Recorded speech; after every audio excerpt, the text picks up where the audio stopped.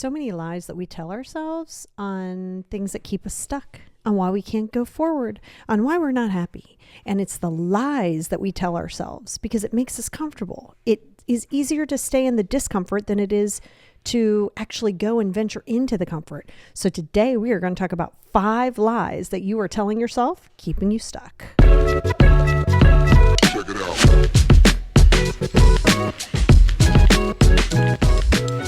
Hey, everybody, and welcome back to the Positivity Experience. It's your girl, Lori, and man, oh man, am I excited to bring you this topic. And I tell you, we make our lives very, very difficult. Of course, there's external circumstances. There are things that are just dealt our way that just you can't control, and it's not great. But the amount of suffering that we do because we tell ourselves these things, the lies, and I'm just covering 5. I mean, I could do 5 every single podcast from now to the end of the year and maybe through next year because we tell ourselves so many different lies. And like I was saying in the beginning, is that it's the discomfort. And you can say you don't like it, but you're comfortable with the discomfort. And I have a fantastic worksheet that's going to pair nicely with this. And the worksheet's going to go through literally each one of these 5 steps. And it's going to give you a lot of prompts to really look, go deeper, and give you some strategies to kind of work through this. If that's your jam, jump over to Patreon at patreon.com/the positivity experience. So let's jump into this, because before we get into the lies, I want to tell you a few things that you probably already know about yourself, but you might not. The procrastination is going to be a massive piece of these lies that you tell yourself. And it's specifically going to be the third one that we're going to talk about today. We've talked about it multiple times. There's a whole podcast on that exact topic, and we'll get there.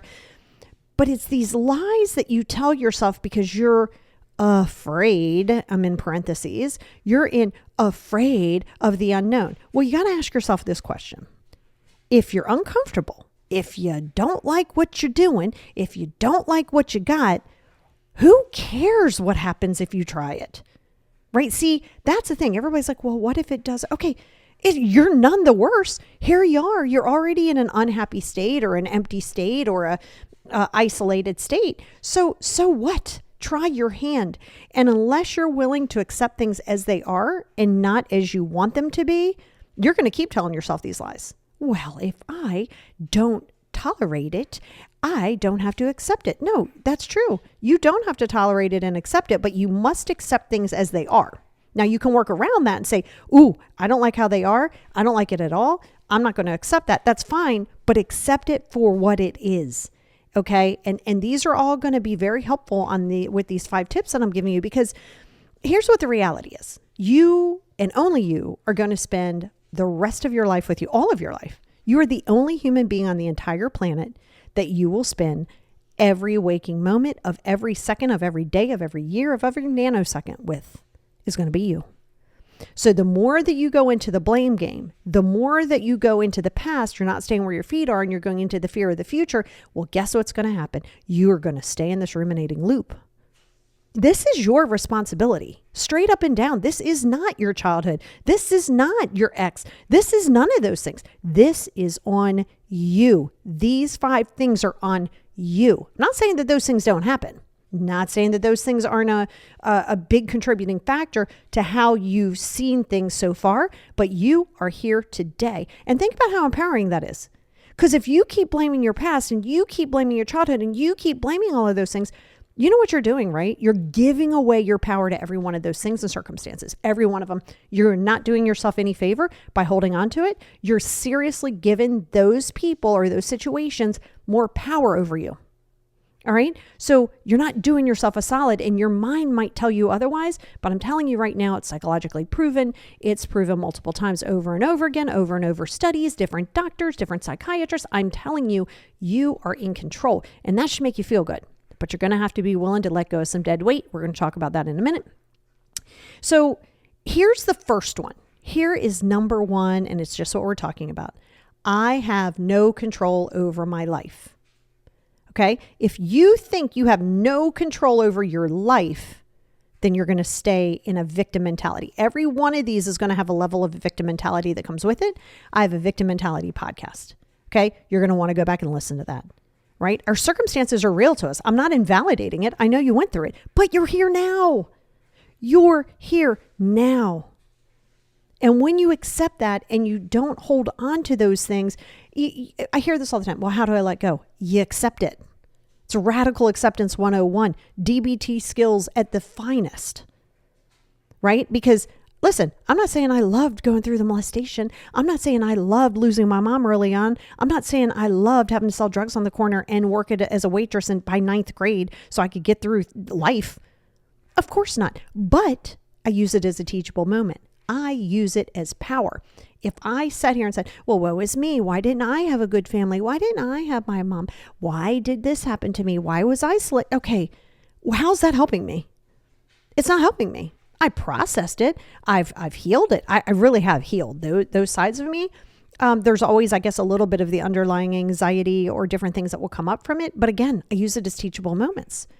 So, and trust me, I have no control over my life. In that entire sentence is all victim mentality, every single bit of it. Okay? Because what that does is it suggests that external factors dictate your life circumstances. External factors dictate your life circumstances. And so what that means is if challenges or setbacks come into play, you go, well, there's nothing I can do. There's nothing I can do. And it also prevents you from taking responsibility to finding solutions. And that last part is the key. You cannot avoid negativity in your life. You cannot avoid hard rock bottoms at times. You can't always avoid those. But it's how you see it. It's how you see it. And that last sentence is the key. If you keep giving external circumstances this much power over you, you're not taking accountability and responsibility for changing it today. I hear it all the time. Yeah, but it's my boss. Okay, it is not the only job on the planet. I promise you it's not. I can tell you right now, at least I know of several different states. I work with people all over the world, and they deal with things certain levels on state levels. My husband works for the state of Maryland, and he does labor and resources. There are 33% of jobs that are still looking for people. So don't sit there and tell me that you can't do it. It might not be the job you want. It might not be the money you want to make right now, but you got to go somewhere. If it's that toxic for you, then you can make a change. Now, there's going to be some things in your life you just can't change. You got to accept it. But there's resources out there that you can work around, right? There's always some kind of a solution, even if it's just radically accepting it. But that doesn't mean it's at work. It doesn't mean that it's in a relationship. But your situation is as it is right now. Okay? I don't care how you got there. I don't care where you're going. It is here today where your feet are. Stay grounded here. And then you look for resources. Now, I give you resources from every podcast I do. Well, not everyone, but probably over the last almost year. I give you resources over on Patreon. So if that's your jam and you're like, okay, well, I don't know where to start. Well, that's going to help you. But it's useless if you're just going to go there and look at it. Or it's useless if you just print it out and look at it and go, okay, I'll answer these questions. And then you don't execute it. You don't put action to it. Well, I mean, that's on you. That's not on anybody else. You are in control of that. You are in control. And I'm going to repeat it till you get it in your head that you are in control. And when you get that, you're going to feel so much more freedom. But you got to allow yourself to possibly drop people, drop situations. You might have to drop everybody. And you might have to drop, well, I don't want to say you don't have to drop anybody, because in this line of work and just in my life experience, you will typically distance from somebody. It could be a spouse. It could be an adult child. It could be a parent, or it could just be a job, right? You can't calculate this, right? If you go, I just don't want to lose people, well, then guess what's going to happen? You are giving all of that control. Now we go into attachment. Go listen to the attachment podcast. Everything that we talk about is going to have a standalone podcast that you can go back and reference, at least on here, on these top 5. So if you want to go deeper into it, you can listen to it, because you can't sit there and say, well, I wish I had a better house. Okay. Well, I think we all kind of wish we could just play the lottery and hit it tomorrow, and great. But guess what? That's probably not going to happen for the most of us, for the majority of us. Okay. So if you sit there and you keep waiting for the perfect circumstances, okay, well, I do want to leave my marriage, but I don't know. I have no control over this. But you do. Doesn't have to be today. I don't know where to start. Well, there's 800,000 resources. You can book a session with me. If not, hello, we are in the world of Google. This is where you use Google, not for health stuff. We don't go looking up health stuff. But if you're like, okay, let's see, where could I look for resources as a parent with a young child getting out of a relationship? What are my options? There are options, but you got to be willing to do the legwork. It's not going to fall in your lap. So yes, you do have control over your life. You don't have control over a lot of circumstances, but you always 1,000,000% have control over your mindset. No one can take that from you unless you give it to them. Listen, if you wake up on a Monday morning, you go, it's Monday. I hate Monday. You start that Eeyore stuff. Well, guess what? Your week's going to suck and nobody did that for you but you. That's hard. I'll give you an example. This past weekend, my son moved into his own apartment just by himself without his roommate and stuff. And I got him all this stuff on Wayfair, and every little thing down to the sofas had to be put together with a fun little Allen wrench. And it was super fun. And it was hours and hours and hours and many margaritas into it.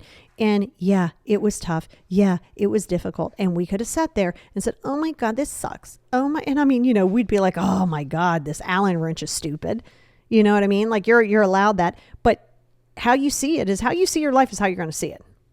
You can't always select the cards that are dealt or in your circumstances right now, but you can find that way out, but you got to be willing to do that. So that is number one. The biggest lie that you're telling yourself is that you have no control over your life, and that is completely fictitious. Okay? So you got to be aware of that. Number two is another massive victim mentality catastrophe type statement, and that is everyone is against me. I just can't catch a break. It happens for everybody else, but not me. Everybody's against me. Is it personal? Right? So when you're doing that, you have to understand this is the cornerstone of your judgment towards other people. Okay? So if you're looking at somebody, right? Because what it does is it's going to enhance your misunderstandings, and it's going to give you a very defensive life where you're constantly projecting your defensiveness because you're trying to attack. For what reason? Because in your mind, everybody's out to get you. Okay? Everything isn't an attack on you. Stop taking everything personal. First of all, nobody's nearly thinking about you 98% as much as you think that they are. I promise you they're not. Everybody's going through life and doing their own thing, handling their own stuff. They don't really care what you're going through, seriously. Straight up and down. So to think that someone is just out to get you, listen, it happens. Smear campaigns happen. I'm not saying it doesn't happen, but listen to this for a second, and it's a way to give empathy and to empathize with it, is if someone's life is solely focused on screwing your life up, that doesn't say a lot for them. They are not happy people. They are not. People who are confident, people who are healthy mentally, and I don't mean because you have a disorder, I mean processing it. Okay, do not want to bring other people down regardless of how bad that they were wrong. They just distance and keep it moving. So if someone is trying to hate on you or smear you or pull you down, well, that's on them. And it's a really lonely place for them to be. You don't have to stay around for it. But if you think everybody is out to get you, just know that is 1,000,000% a victim statement. Because I promise you, everyone in this entire planet, billions of people are not out to get you. It is not that deep. You are not that important. We as humans are very important and irrelevant in the same breath. There are people that don't know any of us exist. We know we do. Our families or our friends know we do, but we're totally irrelevant to other people. So don't make it seem like everybody's out to get you, because again, then that goes into the first one. I have no control over my life. I got no control over my life. These people are going to control me. Everybody hates me. Then your defensiveness comes in. Oh my God, was that an attack against me? You know this. The people who are like, was that meme about me? I bet that meme was about me. Were they low key talking about me? It's like, calm down. All right. No, everybody is not out to get you. And you got to get clear in that, because I promise you, nobody's thinking of you or me or anybody else nearly as much as you think that they are. Because what will happen is you think everybody has malicious intent. Everybody's purposefully leaving you out. Everybody's singling you out. Well, guess what? Sometimes you have to be singled out. If you don't know, if I'm in a room of teachers Okay. And I know a lot when it comes to the work that I do. I'm with math teachers. Oh my God. Give me past multiplication and division, and I don't really care about anything else. Just a fact. I don't care. Past division, don't care. All right. It's what I have Google for. But if I'm in a room with them, I am not on the same level. I'm not on the same level. So if they say, hey, Lori, you know what? Like, can you go over here with Bill? Bill really wants to work with you on some things. But meanwhile, the rest of the group's over here because they're mathematicians. I am not. So if I go, well, of course, I guess I'm stupid. I guess I'll go over here with Bill. Sure. Why would I do that? I don't know. Why would I not want to learn? If you are unwilling to learn, that's a whole different thing. That goes into your ego. So no, everyone isn't out to get you because quite frankly, you're not that important to everybody on the planet, and nor should you be. It's just an acceptance factor, but you should be important to yourself. So that's another, like I said, it's another lie that you tell yourself. Number 3 has its own podcast. And number 3 is, I must be perfect to be successful. Perfection is fake. It is not real. It is unachievable because it doesn't exist.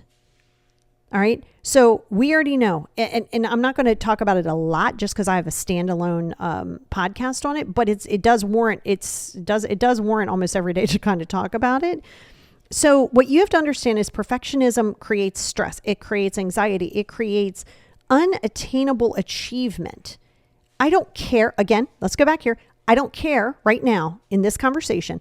I don't care that mom said that you had to do this perfect. I don't care that the teacher said that you sucked because you got a 90. I don't care where it came from. I am talking about right now. Because again, if you go back and you give them that power, we understand that that is a root. We love to know where the roots are. Don't live at the roots. There's a lot of other things happening. So what you got to understand is that creates procrastination. It also creates unattainable goals, right? You know, I always say that, in the beginning of the year, I like to kind of tell you, hey, these are some cool things to look out for your year. But I also like to go back monthly or bi-monthly and read and kind of look and reevaluate my goals and go, okay, am I going to do that by the end of the year? Yeah, it was a good idea. It's not going to happen. It's reevaluating. It's being honest with yourself. It's leaning into your shortcomings, all of those things. But see, what happens is you start to procrastinate and suddenly you want to, okay, I'm going to lose the weight. I'm going to save some money. I'm going to declutter the house. It's going to be great. I'm going to get a new job. Why are we doing all of that? If your success lies upon the title in your life, the money in your bank, then that's an issue. Because that's not success. I mean, it's accolades by all means. Pay your bills. Be proud of your achievements for sure.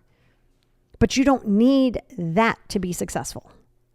So you got to ask yourself what you are defining success as, because if it's external, then that's going to be an issue. Be great at what you like to do. Be great as a passion, but understand that mistakes are a beautiful, beautiful gift. Stop avoiding doing things and missing opportunities because you just can't do it right. What the hell does that even mean? Do the journey. Fall, get up, dust your shoulders off, do it again, do it again, do it again. And you find that you go a little bit further. You can't find you go a little bit further. Yeah, is it supposed to be hard? Yes. You're supposed to screw it up? Yes. The problem is that you're allowing other people's voices that you have now adopted into your ears, into your brain, to say that it's factual. I am telling you, and you can look it up. You can look at research studies. You can look at anything you want. Perfectionism is fake. It doesn't exist. So stop trying to go into a world and try to achieve something that is unattainable. Okay, because again, you're afraid to make a mistake. And then here's another issue that comes with that.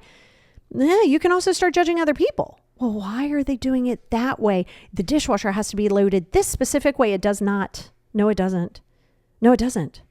Well, I like it this way. Okay, different. You like it that way. 2 plus 2 is 4. 5 minus 1 is 4. 4 plus 0 is 4. I mean, we can do that all day long. You can get many different ways to the number 4. It's not 2 plus 2 only.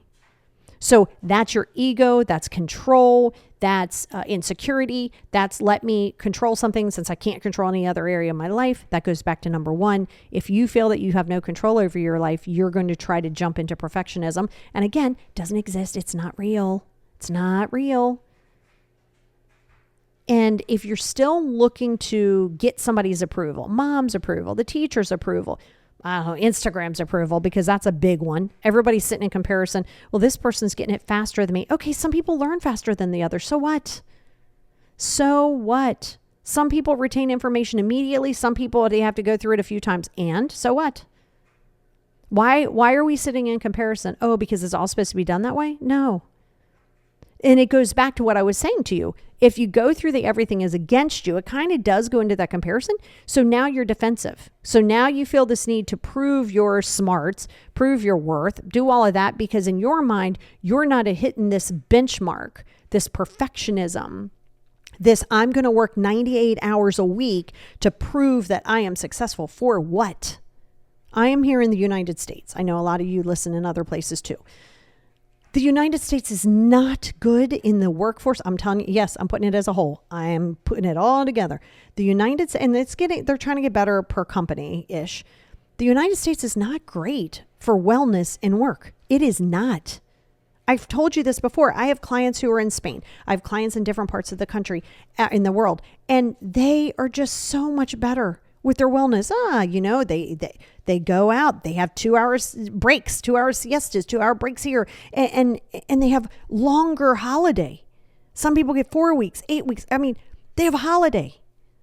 Everybody understands the balance. Here, for some odd reason, it's let me work myself to a bone to show you I am successful. That's not successful at all. That's going to be very lonely. It's going to create mental health problems. It's going to create physical problems. So congratulations. What is it that you're trying to achieve? Going back to what I just said, why is that successful for you? Because you're avoiding yourself. Because true success is finding balance. It's when you disconnect, you disconnect. It's funny. I just said that to my son. I was like, as sucky as this is, and we were laughing because, we had already done it. I said, well, as sucky as that took, right?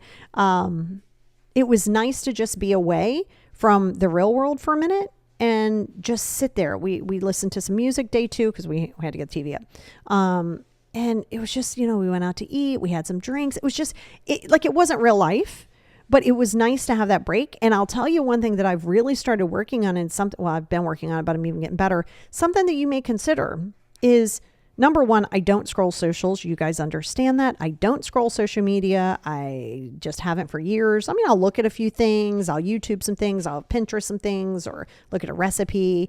But I'm not going to sit there and mindlessly scroll because it's not good for me. It's not good for my time. It's not good because all I'm doing would be avoiding. Because when you go into perfectionism, you go into avoidance. So you got to ask yourself, what's important to you? What are you doing for your tomorrow self? Because you might not be showing up for your tomorrow self. You might be slacking. You might be neglecting your inner child and yourself today as much as somebody else did because you're not looking at your tomorrow self and you're not giving yourself and the younger self compassion and saying, you know what? We don't have to listen to those voices that we once heard. I mean, you got to understand this is in your control. This is absolutely, without a doubt, in your control. Okay, number 4, I hear this a lot too, and it doesn't matter if you're 60 or even 25, is it's too late for me to change. I can't start a new career. I'm 55. Why not? I'm too old. Based on what? Okay, sure. Let's call it like it is. There's a little bit of ageism in the world. Absolutely. If you're 60 years old and you're just coming out by learning something, sure, you might have a little bit more adversity, but guess what? It doesn't matter. You're still able. You're still capable.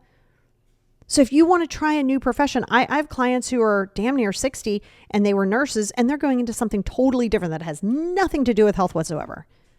I've got teachers, because there's a lot of limitations here in the States with teachers, and teachers who are brand new, went to college, did all of the things, 2 years into their teaching said, this is definitely not for me.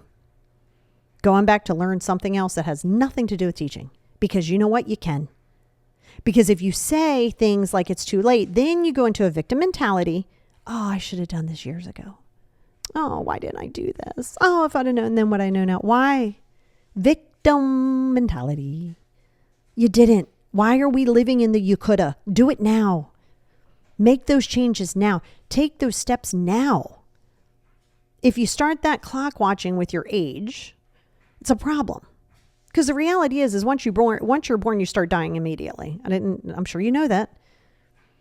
You're born, and then that's what happens, right? It's the process of being a human, and it starts as soon as you're born. Yeah, sure, you're growing, but you're also getting closer to your own mortality early on. So if you want to sit here and you want to keep holding out for the perfect time, and you want to say I'm not in control, and you want to give everybody everything, and then you say it's too late, well, guess what's going to happen? You're going to stay in the defunct, stuck place that you feel stuck in. It might be changing your marriage. It might be starting a marriage. It might be a lot of different things, because it's going to go to the next one here in a minute. But it could be a lot of different things. The problem is that you're trying to control the narrative. You're trying to make it make sense. You're trying to know that if I do this, it'll work. It'll be safe. Why are we going to the safe route? I've said this to you before. If you have two options and one is safe and the other one's super scary, always go for the scary one. I know. I mean, it's dramatic to say always. I mean, evaluate it. But don't take the safe one just for the sake of it being safe. Go with the one that is uncertain. Go with that. How else are you going to find confidence? How else are you going to show up for yourself? How else are you going to get out of this stuck box that you swear you don't have any control over? All fictitious. Lies, lies, lies, lies, lies. And again, can go into victim mentality. Oh, I can't do this. I'm too old. Okay, well, that was a built-in excuse. It's like saying, oh, it's Monday. My day is going to suck. Well, guess what it is? So if you think you're too old, then you're too old. Mindset. It's how you see the world. And if you're a pessimist based on your past history, which we understand, valid reasons, but if you stay here now with the experiences and thought of yesterday, you're going to stay stuck. You're going to be in relationships and I don't even mean love relationships. You're going to be in any type of relationships, jobs, friendships, adult children, and parents.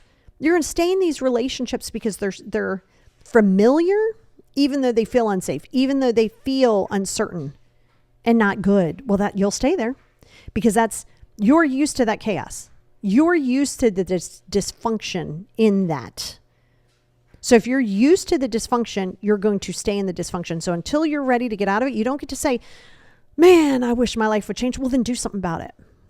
That's right. I'm putting it back on you because it's real easy to blame a lot of other things. And a lot of things come down to money. And I know that because people are like, well, I don't have the money. Okay, well, do you know how many free resources there are? Not millions, but hundreds, thousands actually. There's a lot of free resources. You got to be willing to look for them. This is one, not my Patreon, but this is a free resource.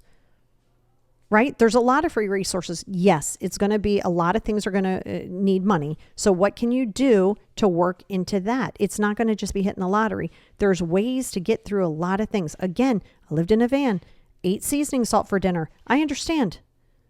So don't look at me now and think, oh, you're a middle-aged white woman in the middle of suburbia. I was not always here.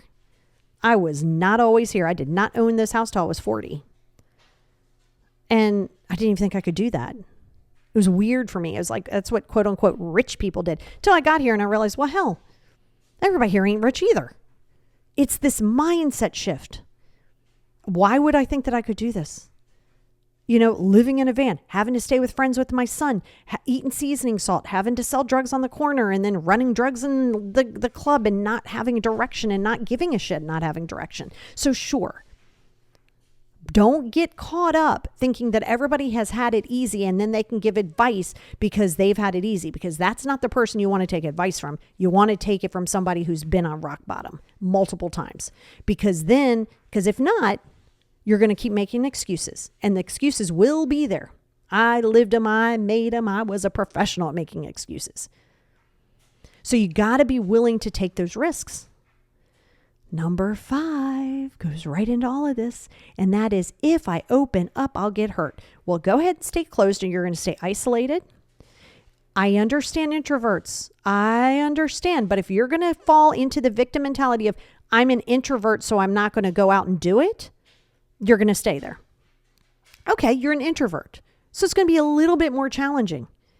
Okay, you're going to be a little bit uncomfortable. Maybe you're going to have some social anxiety that comes with it. Great. Go into your triggers. Your triggers are a gift to you. Stop avoiding the things that make you uncomfortable, because vulnerability is a superpower. Not everybody's out to screw you over. Not everybody's out to hurt you.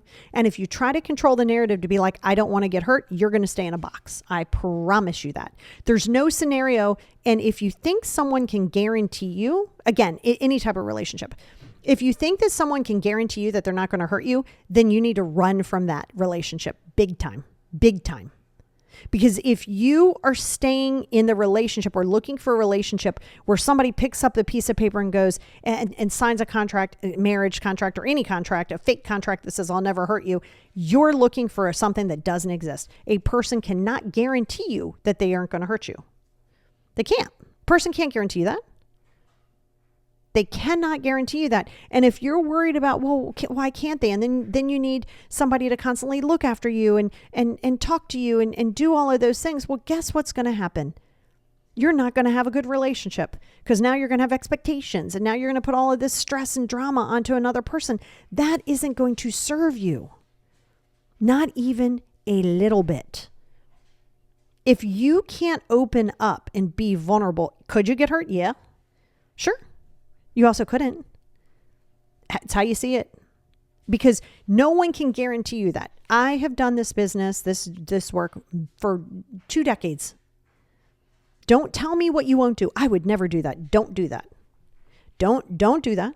Because you don't know. You might not have intentions. Don't tell me what you won't do. Because I'm going to tell you right now, I've heard that song and dance many times. And people go, oh my God, I never thought I could do that. Yeah, I know. And I'm good stuff, bad stuff. But not everybody is out to attack you. Not everybody else is out to get you. Not everybody is out to hurt you. Yes, you were hurt. Okay, let's work on that. Listen to podcasts. Talk to somebody. Talk to me. Book a session with me. Book a session with anybody on the planet. But stop thinking that anybody can guarantee you, not me, not anybody, cannot guarantee you that you'll be in a relationship that doesn't hurt you. No one can do that. But if you're going to sit there and say, well, then I'm going to stay shut, then you're going to stay stuck. You're going to stay isolated. You're going to stay stuck and you're not going to take chances. And going back to number 1, who is in control of that? You are. No one controls that but you. Well, yeah, but they hurt me. Okay. So you're going to give them power over you? This one person? You can get one person in a world of billions of people that much power over you to say, I'm not going to take a chance and I'm not going to take a risk because of this person. What? They are not that important. So there are 5 lies there that you're telling yourself. You don't need to tell yourself that. We're going to talk about that right now at Patreon. But I promise you, you're capable. But stop lying to yourself. Check it out.